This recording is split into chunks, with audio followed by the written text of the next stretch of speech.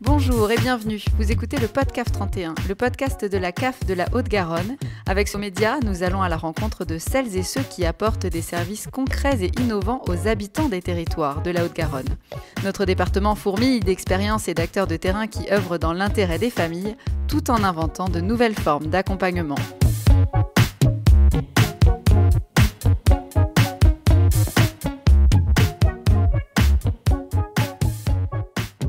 Quand votre conjoint, par ailleurs père ou mère de votre ou vos enfants, décède, votre vie s'en trouve profondément perturbée.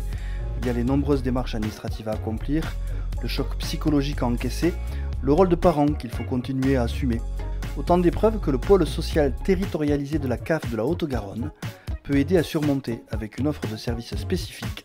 Il propose notamment un groupe de parole à ces parents confrontés au décès de leur conjoint. Le nom de ce groupe, La Parenthèse, qui se réunit une fois par mois au siège de la CAF. Acteurs de ce dispositif unique dans le département, parents et professionnels témoignent à notre micro en 2 épisodes. La parole est d'abord aux parents.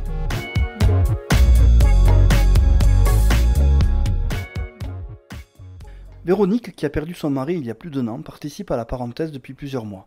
Elle nous raconte ce que lui apporte concrètement ce groupe de parole. Déjà, je vois que je ne suis pas seule. À ce moment-là, quand il vous arrive un drame, on est toujours un petit peu seul avec sa peine. Et puis, on se rend compte qu'il y a plein de gens qui vivent la même chose. Donc, déjà, je me sens moins seule.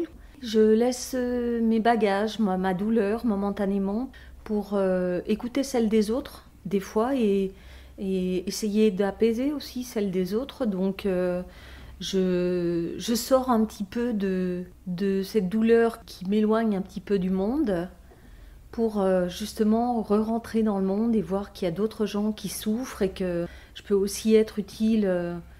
Et du coup, ça me projette dans la vie, en fait. Je vois les gens qui m'entourent, qui souffrent, et je sors un petit peu de cet état de tristesse, en les écoutant, en essayant d'apporter quelques paroles de réconfort également, puisque je suis peut-être plus à même de leur parler, étant donné que mon expérience est la même que la leur. Véronique explique en quoi La Parenthèse lui permet de se sentir moins seule. On se rend compte qu'on embête vite les gens, en fin de compte, ma famille, tout ça. Ils ne sont pas vraiment dans ce cas, hein, mais... Mon père, il est âgé maintenant, mais il vit avec sa femme depuis de nombreuses années. Et moi, en fait, je perds mon compagnon alors que j'ai pas eu le temps de vieillir avec lui. Saïd a, lui, perdu sa conjointe en 2021. Elle a succombé à un cancer du sein décelé 7 ans plus tôt. Sa fille, âgée de 11 ans, l'accompagne à La Parenthèse. Une garderie est proposée par la CAF le temps de la séance. Son père peut ainsi participer, rassurer, au groupe de parole. Et j'ai voulu venir pour un petit peu m'ouvrir aux autres et partager le deuil avec des personnes qui traversent la même chose que moi et qui peuvent comprendre ce que je ressens. Saïd s'estime bien entouré par ses proches, mais La Parenthèse porte bien son nom. Il peut, dans ce cadre bienveillant, confronter son deuil avec des personnes touchées par la même épreuve. Les gens sont là, vous parlent et vous disent « je suis avec toi, je comprends ce que tu ressens, je suis passé par là ». Et le fait de le partager avec des gens qui vivent la même chose que nous, on se sent un petit peu plus écouté et plus compris. À l'instar des autres participants, Saïd ressort régénéré des séances de La Parenthèse. Ce que je retiens, c'est que chacun raconte un petit peu son histoire, son vécu, comment il traverse son deuil, et puis après, chaque personne de son côté va prendre le meilleur des autres pour essayer de se le mettre sur lui-même et essayer d'avancer avec ce qu'il a pu entendre. Et ça permet aussi de voir qu'à certains niveaux de deuil de chaque personne, il y a un espoir et il n'y a pas juste qu'un brouillard et une voie sans issue, se dire la personne que j'aime est partie. Je sais plus ce que je vais devenir. Alors que là, ils ont la preuve vivante que des personnes l'ont vécu, l'ont traversé et sont sortis indemnes et qui sont là pour en témoigner. Et moi, je trouve que c'est ça qui est quand même assez enrichissant dans ce groupe-là. Prendre du recul par rapport à sa propre expérience, tenir un rôle de consolateur, c'est aussi ce que lui apporte le groupe. Lorsqu'on voit des nouvelles personnes arriver et qu'elles nous racontent qu'elles ont perdu leur conjoint ou leur femme il y a 3 semaines, un mois, on se voit en eux. Et on se dit, voilà où je suis aujourd'hui. Et en fait, limite, on est un peu comme un grand frère dans ce groupe-là, où au début, je me dis, moi, j'étais à ta place avant.